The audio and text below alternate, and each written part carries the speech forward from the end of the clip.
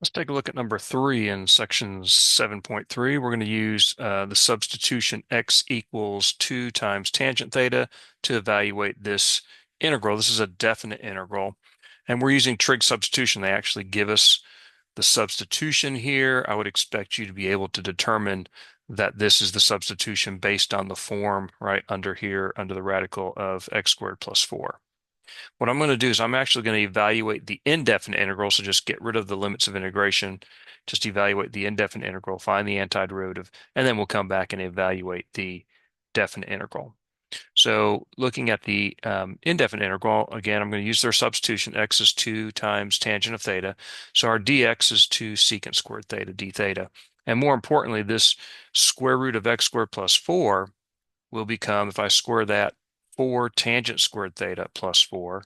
I can factor out the 4, and tangent squared theta plus 1 by the Pythagorean identity is secant squared theta. So the square root of 4 secant squared theta is just 2 secant theta. And that's the magic that happens with the trig substitution to take care of that radical there. Now, I'm going to go ahead and do this right now since x is 2 times tangent theta dividing by 2. Tangent theta is x divided by 2. I'm going to draw a right triangle to help me for any conversions after I find the antiderivative in terms of theta in order to get back to the variable x. So tangent, remember, is the opposite side over the adjacent. So x is the opposite side of this acute angle in this right triangle, and the adjacent side is 2. And by the Pythagorean theorem, we know the sum of the squares of these two sides, if I add them up, will be equal to the square of this side. And so if I take the square root of that, I get this hypotenuse is this quantity. Okay, so let's do the substitution. The dx, right, is 2 secant squared theta d theta. The x squared, if I square that, I get 4 tangent squared theta. And the square root of x squared plus 4, as we said, was 2 secant theta.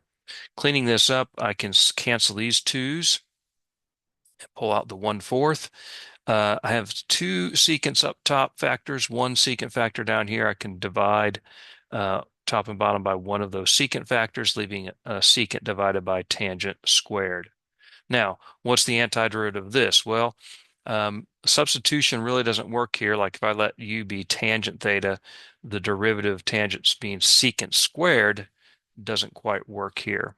I'm going to convert everything to sines and cosines. Secant is 1 over cosine. Tangent being sine over cosine gives us this for tangent squared. And then dividing fractions means we multiply by the reciprocal here. We can see one of the cosine factors will cancel, and we have this. And now this substitution will work, right? Because if I let u be sine of theta, the derivative of sine being cosine, I get the du up top. And so my integral becomes du over u squared, or u to the negative 2 du. And I can find the antiderivative of that easily with the power rule. I get negative u to the negative 1, which I can rewrite all of this as that. Remember, u was sine of theta, so I get this quantity here. And remembering that 1 over sine theta is just cosecant theta. Here is my antiderivative in terms of theta. I need to go back to x. How do I do that? I'm going to use my right triangle here. I need to know what cosecant of theta is. Well, it's the reciprocal of sine of theta. Remember, sine is the opposite over the hypotenuse. So sine of theta would be x divided by the square root of x squared plus 4, but cosecant's the reciprocal of that, so it'll be the square root of x squared plus 4 divided by x. That's what cosecant theta is. And so our antiderivative is negative 1/4 times this, or negative the square root of x squared plus 4 over 4x. Here's my antiderivative. Now let's go back to our definite integral that we have to evaluate. Right, we're integrating this function from 1/2 to 1. Well, we now know what the antiderivative of this function is. It's this. I'm going to pop that there. Of course, I don't need the plus c, right, since I'm evaluating at the upper limit of 1 and the lower limit of 1/2, and then I'm subtracting. So the c's will just cancel, disappear.